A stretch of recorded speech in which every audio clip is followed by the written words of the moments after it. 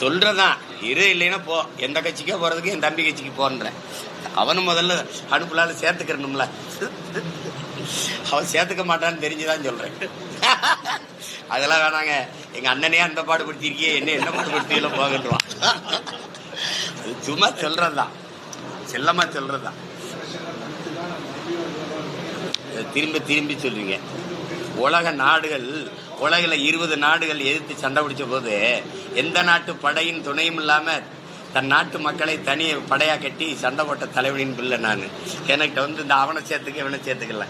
என்னோட என் தலைமையை ஏற்று எனக்கு ஒரு தலைவன், எனக்கு ஒரு தத்துவம், எனக்கு ஒரு கனவு, எனக்கு ஒரு நோக்கம் இது இருக்கு. எனக்கு என் மொழி இனத்தை முன்னிறுத்தி கட்டமைக்கப்படுகிற அரசியல், வேளாண்மையை முன்னிறுத்தி கட்டப்படுகிற தற்சார்பு, பசுமை, தாய்மை, பொருளாதாரம் எல்லாம் எனக்கு இருக்குது. இந்த கோட்பாடுகள் நல்லா இருக்குன்னு நினைச்சு எங்களோட யாராவது நிக்க வந்தால், அதுவும் இந்திய திராவிட கட்சிகளை தவிர்த்து யாராவது வந்தா யோசிக்கலாம். இப்ப வருவாங்களா? வரமாட்டாங்க. ஏன்னா கூட்டணின்னு சீட்டு எவ்வளவு, நோட்டு எவ்வளவு, அது என்கிட்ட இல்லை. என்கிட்ட 2 பெட்டி, நோட்டு பெட்டி, சீட்டு பெட்டி, 2 பெட்டி நம்மகிட்ட இல்லை. அதனால அதை விட்டுட்டு வேற ஏதாவது கேள்வி இருந்தா, ஆக்கப்பூர்வமா நல்ல கேள்வி ஏதாவது இருந்தா கேள்வி.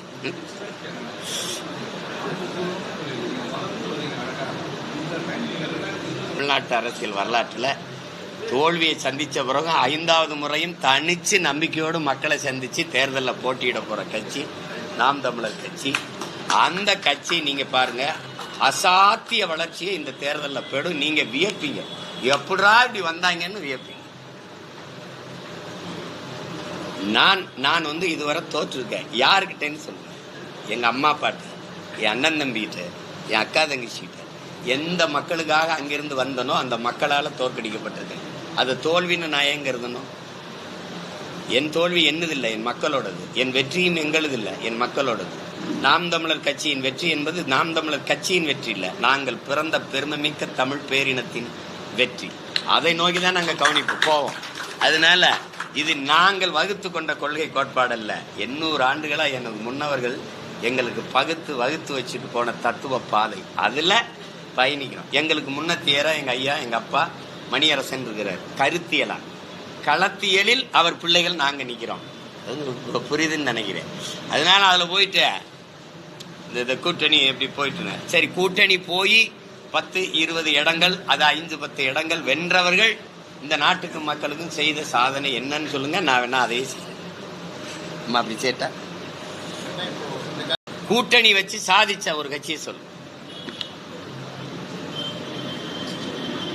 இந்த கட்சிகள் தொடங்கப்பட்ட, ஏற்கனவே திமுக அதிமுக இருக்கு, அதுபோக பல கட்சிகள் தொடங்கப்பட்டிருக்கு. அந்த கட்சிகள் தொடங்கப்பட்டதற்கான காரணம் சொன்னது என்ன? அப்புறம் அந்த காரணங்கள் என்னானது? கூட்டணி எதற்காக வைத்தார்கள்? மாற்றம்ங்கிற எந்த கட்சியிலிருந்து, எந்த கட்சியின் கொள்கை, எந்த கட்சியின் ஆட்சி முறையிலிருந்து மாற்றம். இந்த கட்சிகளின் ஆட்சியில் இருந்தா மாற்றம். திருப்பி வந்தவங்களெல்லாம் ஒரு தேர்தல் 2 தேர்தலோட திருப்பி இந்த கட்சிகளோட கூட்டணி வச்சால் அது மாற்றம் இல்லாத ஏமாற்றமா போயிருக்கு. உங்களுக்கு விளங்கிருச்சு? என் முன்னவர்கள் சீபா ஆதித்தனார் 2 தேர்தல் நின்னார், தோற்ற உடனே கூட்டணிக்கு கரைஞ்சே போயிட்டார், கட்சியை போய் சேர்ந்துட்டார். மாப்போசி நின்று தோத்துட்டோம்ல.